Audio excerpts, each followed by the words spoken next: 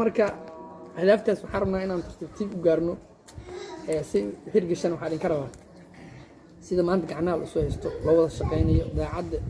culays walbo imaada aan tartiib u gudubno insha Allah tacaala tiigsigaas iyo hadaaftaas waa gaaraynaa carabtan waxay dhahaan inta aad dadaasho ayaad meel sare gaaraysaa qadar ilkadi tasab almaali inta qadarkaaga oo dadaalkaaga ayaad ku gaaraysaa meel sare soo marka waa aaminsanahay maanta inaan gaarayno hadaaftaas iyo yoolkaas aan xaqiijin doono idinkana insha Allah tacaala waxaan ka sugayaa wada shaqayntii aan la shaqayn jirteen agnaas iyo macallimiinta kale hay'adda waxaan rajeynayaa sidaas iyo si wanaagsan in la shaqeeyo